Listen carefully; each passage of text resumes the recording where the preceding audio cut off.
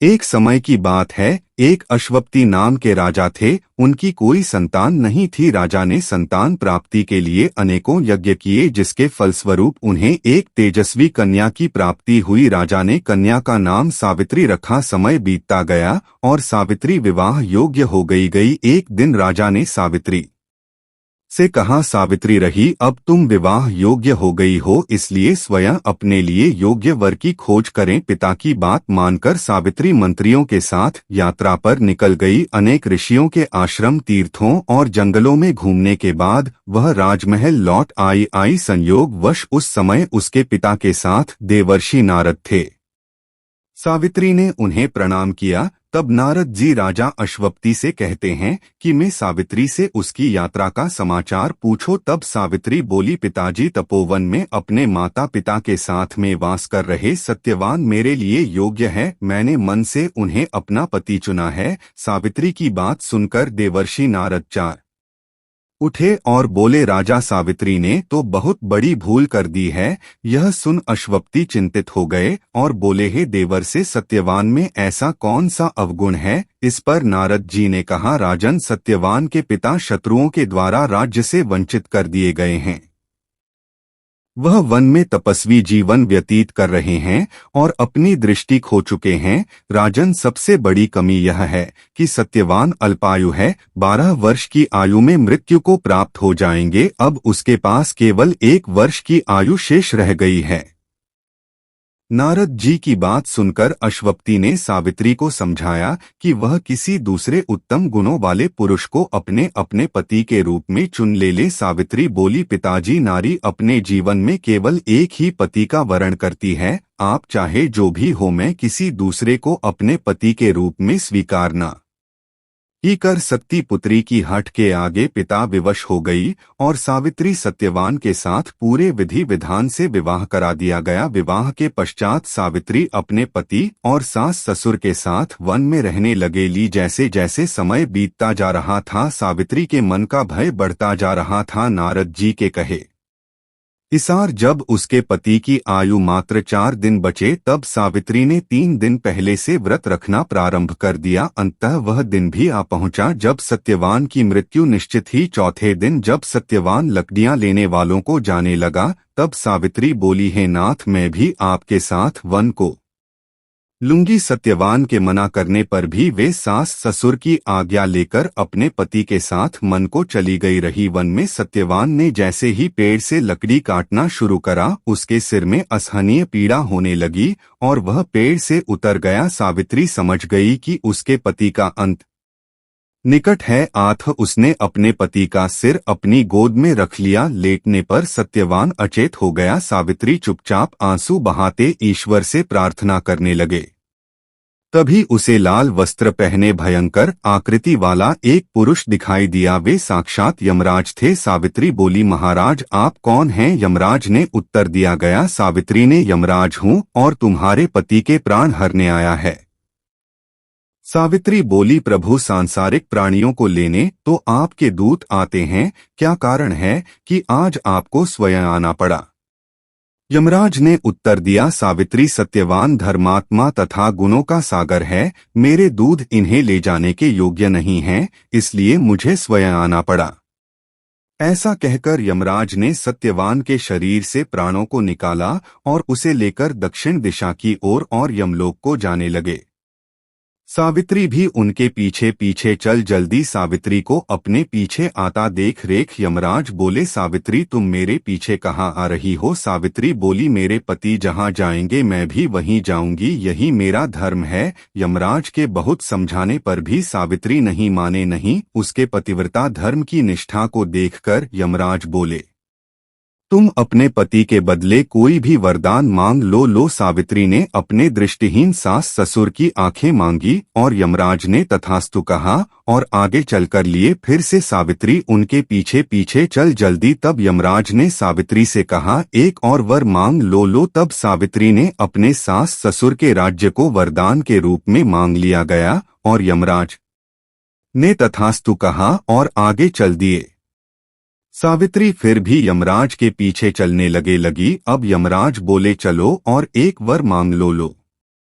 तब सावित्री ने अपने पिता के लिए उत्तरों का वरदान मांगा। यमराज ने तथास्तु कहकर सावित्री को वापस लौटने को कहा, लेकिन सावित्री नहीं मानी और फिर उनके पीछे चल जल्दी। तब यमराज बोले, सावित्री तुम मुझसे अपने पति के प्राणों के अलावा कोई भी वरदान मांग लो। तब सावित्री ने वर मांगा कि उसके सत्यवान से 100 पुत्र प्राप्त हो। इस बार भी यमराज ने तथास्तु कहकर आगे बढ़ने लगे, परंतु सावित्री फिर उनके पीछे चल जल्दी। अब यमराज बोले, मैंने तुम्हें सभी मनवांछित वर दे दिए, अब तुम लौट जाओ। तब सावित्री बोली, महाराज आपने मुझे सत्यवान से 100 यशस्वी पुत्र का वरदान दिया है और सत्यवान के बिना पुत्र कैसे संभव होगा। ऐसा कहकर सावित्री ने यमराज को उलझन में डाल दिया। तब यमराज बोले, सावित्री मैं तुम्हारी पतिव्रता धर्म से प्रो न होकर सत्यवान के प्राण छोड़ रहा हूँ और साथ तुम्हें आशीर्वाद देता हूँ कि तुम्हारी यह कहानी युगों युगों तक सुनाई जाएगी। यह कहकर यमराज ने सत्यवान के प्राण छोड़ दिए और यमलोक को लौट गए। अब भक्तों थोड़ा वट सावित्री व्रत के बारे में जान लेते हैं। वट सावित्री का व्रत रखना भूल से भी नहीं करे रहे 5 महिलाएं नहीं तो पूरा जीवन बर्बाद हो जाएगा। और कहा जाता है कि वट वृक्ष की पूजा के दौरान सुहागन महिला कोई भी गलती कर देती है तो इसका सीधा प्रभाव उनके बच्चे और पर देखने को मिलता है, यानी कि सुहागन को वट सावित्री व्रत के दौरान कोई भी ऐसी गलती नहीं करनी है, जो कि आज के वीडियो में हम बताने वाले हैं। भक्तों वट सावित्री का व्रत रख ऐसी महिलाएं गलती से भी न रखें, अन्यथा आपकी संतान की मृत्यु हो सकती है, पति पर भारी संकट आ सकते हैं, उल्टा आप पाप के भागीदार बन सकते हैं। यह महिलाएं वट सावित्री का व्रत से रहे दूर, यह सबसे बड़ा घोर पाप माना जाता है। महिलाएं ऐसी गलती कभी ना करे रहे हैं तो चलिए जानते हैं। भक्तों शास्त्रों के अनुसार जो लोग अधूरी शादी करते हैं वह शास्त्र का अपमान करते हैं। अधूरी साध ली जैसे कि कोर्ट मैरिज और शादी के बिना ही संतान की उत्पत्ति कर देना सबसे बड़ा पाप है। ऐसे में वट सावित्री का व्रत ऐसे लोगों को अपने पति के लिए कभी नहीं रखना चाहिए, क्योंकि आपने हिंदू रीति रिवाजों के अनुसार 7 शादियों नहीं किए हैं और वही दिन शादी के जब ऐसे लोग साथ में रहते हैं तो समाज में ऐसा रिश्ता कलंकित होता है। इसीलिए वह स्त्री किसी भी धार्मिक कार्य में भी शामिल हो सकती है। जब वह अब बात हुई अग्नि के साथ में मेरे लिए होते हैं, ऐसी शादी को ही शास्त्रों में सर्वश्रेष्ठ माना जाता है। ऐसे में अगर आपकी अधूरी शादी है तो आप वट सावित्री का व्रत का कभी ना करें। आपके ऐसा करने से सावित्री मैया का अपमान माना जाएगा और आपको पाप लग सकता है। भक्तों शास्त्रों के अनुसार इस व्रत को सच्चे मन से रखना चाहिए। अगर कोई महिला शौक में यानी दिखावे से इस व्रत को रखती है तो उसके पति या संतान की मृत्यु या उन पर कस ना सकते हैं।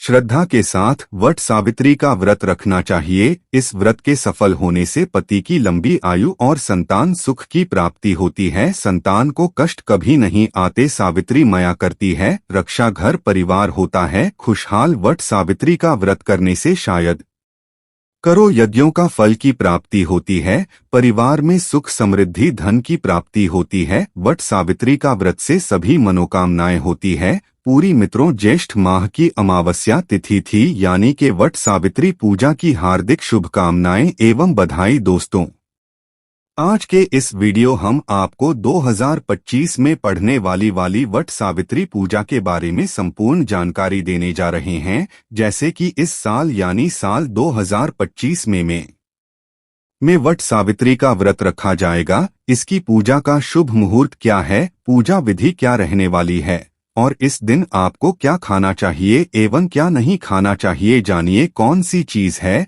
जो हमें दान में देना चाहिए और कौन सी चीजें हैं जिसका दान हमें भूल से भी नहीं करना चाहिए। साथ ही हम जानेंगे कि वह कौन सी महिलाएं हैं जिनको वट सावित्री पूजा जावरा गलती से भी नहीं रखना चाहिए एवं यह भी जानेंगे कि वट सावित्री की पूजा आपको कैसे करनी है। पहली बार यदि आप व्रत रख रहे हैं तो क्या क्या सावधानियां आपको इस दौरान बरतनी चाहिए एवं वट सावित्री देवी पूजा के दिन आपको कौन सी और किस विधि से पूजा करनी है और गर्भवती महिला को वट सावित्री का व्रत रखना चाहिए या नहीं, और यदि गर्भवती महिला वट सावित्री का व्रत रख रही है तो वट सावित्री की पूजा कैसे करें का शुभ मुहूर्त क्या रहेगा, पूजा विधि क्या रहेगी, यह समस्त जानकारी आज हम आपको इस छोटी सी वीडियो के माध्यम से बताने जा रहे हैं। दोस्तों, तो आपसे निवेदन है कि वीडियो के अंत तक आपको बने रहना है, वीडियो को काट काट कर नहीं देखना है, वीडियो को पूरा ही देखना होगा, तभी आपको संपूर्ण जानकारी प्राप्त होगी। दोस्तों, वट सावित्री व्रत के दिन चाहे कुछ करना या न करना, यह एक काम जरूर से करना, अखंड लक्ष्मी और सौभाग्य की प्राप्ति होगी। दोस्तों, आज की वीडियो बहुत ही महत्वपूर्ण है, तो इस वीडियो को खास करके सुहागिन महिलाओं तक जरूर से शेयर कर दीजिएगा आएगा, क्योंकि वट सावित्री का व्रत रहा था शादीशुदा महिलाओं के लिए ही है। तो दोस्तों, चलिए वीडियो में आगे बढ़ते हैं, पर उससे पहले यदि आप भी अपने जीवन में भगवान भोलेनाथ एवं माता पार्वती जी की कृपा, उनका आशीर्वाद प्राप्त करना चाहते हैं तो कमेंट बॉक्स में ओम नमः शिवाय जरूर लिख ले। दोस्तों, वट सावित्री व्रत हिंदू धर्म का एक प्रमुख त्योहार है और जो कि साल में एक ही बार आता है। वट सावित्री का व्रत सुहागिन महिलाएं अपने पति की लंबी उम्र एवं स्वास्थ्य निरोगी जीवन के लिए करती हुई है हर वर्ष, और यह सावित्री व्रत ज्येष्ठ मास की अमावस्या के दिन रखा जाता है। आज इस वीडियो में हम जानेंगे कि वट सावित्री व्रत कैसे करे रही है, नहाय खाए से लेकर कारण की संपूर्ण जानकारी आपको सिर्फ इसी वीडियो के माध्यम से प्राप्त हो जाएगा। साथ ही हम आपको शास्त्रों के अनुसार पति की कुशलता के लिए कौन सा श्रृंगार आपको करना चाहिए यह भी बताएंगे। तो दोस्तों, पंचांग के मुताबिक में वट सावित्री व्रत ज्येष्ठ मास की अमावस्या तिथि पर रखा जाता है। इस साल ज्येष्ठ मास की अमावस्या तिथि की शुरुआत 26 मई 2025 को दिन में 12:11 पर हो रही है। इसका समापन अगले दिन यानी 27 मई 2025 को दिन में 12:11 पर हो रहा है। ऐसे में 26 मई 2025 को वट सावित्री व्रत का व्रत रखा जाएगा और इसके एक दिन पूर्व यानी 25 मई को हम नहाय खाए करते हैं। तो नहाय खाए के दिन नाम सबसे पहले नाखून काट लेना चाहिए और इस दिन हमें शुद्ध सात्विक भोजन करना चाहिए, यानी लहसुन, प्याज, बैंगन, मसूर की दाल के बिना आपको इस दिन भोजन ग्रहण करना चाहिए। चूंकि ये सभी चीजें तामसिक प्रवृत्ति की होती है, जिस वजह से वट सावित्री व्रत में इन्हें खाना निषेध माना जाता है। साथ ही आप किसी दिन अपने दोनों हाथों में मेहंदी जरूर लगा लें, क्योंकि देखिए दोस्तों, मेहंदी और महावर सुहागिन स्त्रियों की शान होती है। इसलिए आप इस दिन यदि कोई विशेष प्रकार का साज श्रृंगार नहीं कर पाते हैं तो आप कम से कम मेहंदी और महावतों जरूर लगवा लें। और अगर आप के घर में वट सावित्री व्रत के दिन इन्हें को बनाने की परंपरा है तो आप नहाय खाए के दिन ही बना लें और उसके अगले दिन हम व्रत रखेंगे। तो व्रत के दिन आप लोग सुबह जल्दी उठ जाइए, सुबह जल्दी उठकर स्नान कर लीजिएगा और इस दिन हमें लाल पीला वस्त्र पहनकर ही पूजा करनी चाहिए। आपके नई साड़ी है तो आप लोग नई साड़ी पहन लीजिए। आप अगर शादी का जो भी साड़ी पहनना चाहती है तो वह भी पहन सकती है, और चोरी आप लोग एक लबाना याद जरूर खरीद लीजिए। कपड़े शादी में पहने हुआ भी पहन सकती है, लेकिन चूड़ियां आप अपने लिए एक नया जरूर से ले लीजिए जाएगा। और उस दिन 16 श्रृंगार किया जाता है तो आप अपना सिंदूर से मांग भर लेना और गले में मंगलसूत्र पहने ने, पैरों में पायल बिछुआ हुआ और महावर जरूर लगाएं, और जो शाह का चुनरी रहता है वह ओढ़कर ही हमें उस दिन पूजा करनी चाहिए। और आप लोग मांग में जो मांग का टीका है वह भी जरूर पहन लीजिएगा और इस दिन हमें यह पहनकर ही पूजा करनी चाहिए। सुहाग का सबसे बड़ा प्रतीक टीका होता है, तो आप लोग टीका जरूर पहन लीजिए। और दोस्तों, कई बार क्या होता है कि बहुत से सारे लोगों के आसपास वट वृक्ष नहीं होता या जो किसी कारण वश नहीं जा सकते हैं, ऐसे लोग अपने घर में कोई छोटा सा वट वृक्ष खरीद कर ला सकते हैं या वृक्ष की टहनियों को भी लाल और उनकी विधिवत पूजा कर सकते हैं।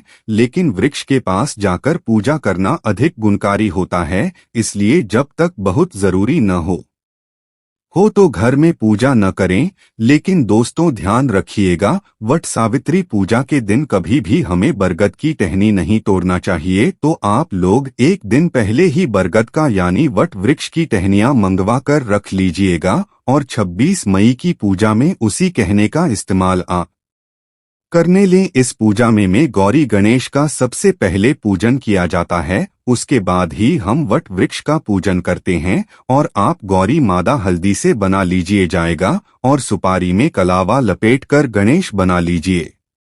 वट वृक्ष लगाने के लिए श्रृंगार सामग्री भी चढ़ाया और कुछ श्रृंगार की सामग्री हमें दान भी करनी चाहिए। और इस दिन जो भी सीजन हाल है वहीं प्रसाद चढ़ाया जाता है, जैसे कि तरबूज, खरबूज, पपीता, अंगूर, आम, जो कुछ भी उधर मौसमी फल अब भी उपलब्ध हो उस फल को आप जरूर चढ़ाएं। और फिर वृक्ष को आपको हवास जरूर करना है, यानी कि आप यहाँ से निर्मित पंखे से वट वृक्ष जी को हवा जरूर कर देते थे। एक पंखा से आप अपने पति को हवा करती हैं और दूसरा पंखा दान किया जाता है, तो 2 पंखे की जरूरत होती है। और पूजा पाठ करने के बाद हम परिक्रमा करते हैं, तो परिक्रमा करने के लिए आपके पास अगर कच्चा सूत है तो वह ले लीजिएगा, अगर कच्चा सूत नहीं है तो आप मौली धागा से भी परिक्रमा कर सकते हैं। नियम तो है 108 परिक्रमा हमें करनी चाहिए। अगर 108 आप करने में सक्षम हैं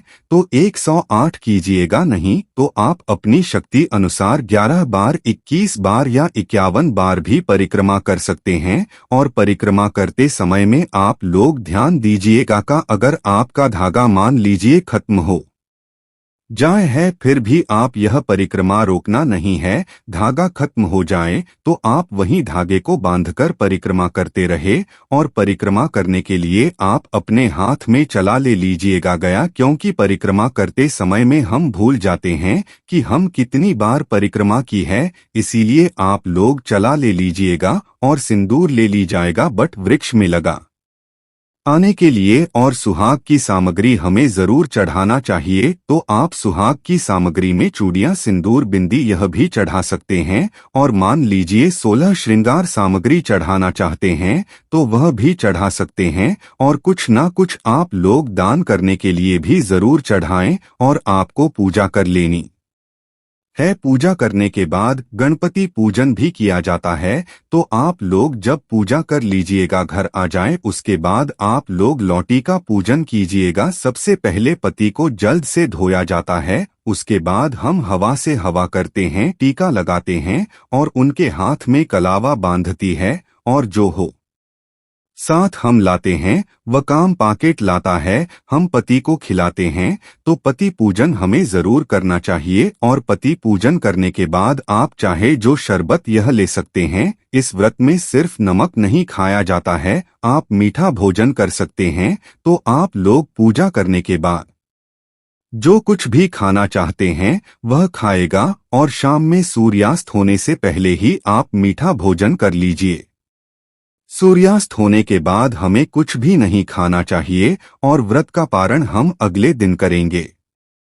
और इस बार वट सावित्री व्रत रख 26 तारीख दिन सोमवार को है और नहाय खाए 25 तारीख दिन रविवार को है। और व्रत का पारण हम दिन मंगलवार को करेंगे। और जो लोग पहले बार वट सावित्री व्रत करना चाहते हैं वह घर करती है।